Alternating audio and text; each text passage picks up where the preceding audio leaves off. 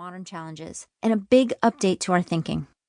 Through my work, I've seen that the overwhelming amount of time management advice available isn't doing much to improve our lives. We're never going to make enough time to do what we should do or want to do during the day. But I've also seen that once my clients recognize the power of attention management, individuals and teams become happier, healthier, and more productive. This is why I wanted to tell a larger audience about attention management, and it's how you ended up listening to this recording. My goal is to explain exactly what attention management is, why it's so vital for your productivity and well-being, and how to master it. I want to support you in transforming your work and life into the vision you create for yourself by mastering control over your attention. First, let's look at why today's world of work makes attention management so essential. Losing the battle against distraction. Let's face it, technology is necessary for all of us, but especially for busy professionals. Most of the time, we love it. I bet you're never far from an internet-connected smartphone, tablet, laptop, or e-reader. I bet you often use several of these devices at once. However, here's the downside this business world prefers not to talk about.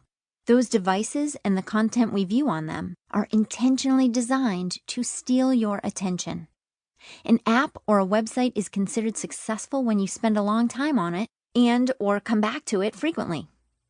In fact, your addiction is the ultimate goal, and developers are using persuasive technology and drawing on neuroscience and behavioral psychology to deliberately encourage certain behaviors, like scrolling and scrolling and scrolling, while discouraging others, like conveying and absorbing thoughtful, nuanced ideas.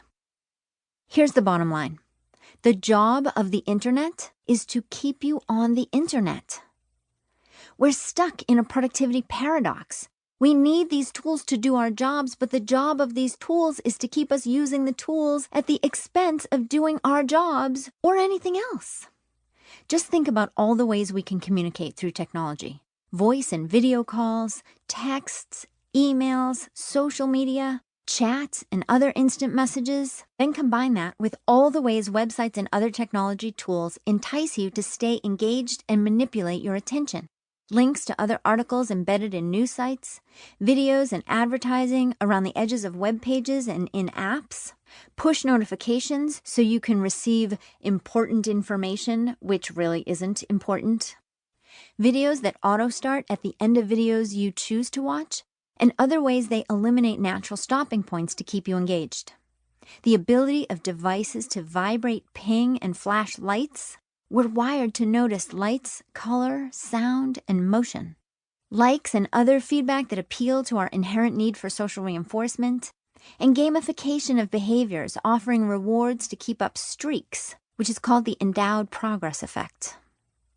We invite this constant stream of distraction into our lives through the gadgets we happily embrace. On top of all that, we still have the typical offline distractions, including other people, commercials, and sneaky advertising, and our own restless minds worrying about other things we need to be doing. This is a big one. So is it really a surprise that we're flustered, frazzled, and forgetful? To stay on top of it all, we've come up with coping mechanisms like checking our phones while driving, during our kids' sporting events, and sometimes even in the middle of the night. But these behaviors don't help. In fact, they actually undermine our ability to live a life of choice rather than a life of reaction and distraction, and to do what matters most to us both personally and professionally.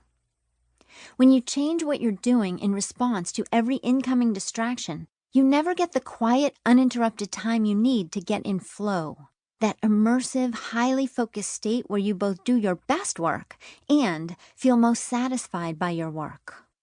Furthermore, if part of your attention is always lured away by these distractions, your mind never gets the calm, restful time it needs to recharge.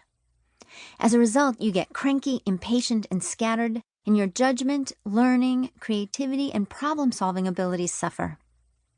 It's sad and ironic, isn't it? The very things you're doing in the pursuit of productivity sabotage the qualities that help you accomplish what's most important to you. That's why a shift in our thinking is so urgent.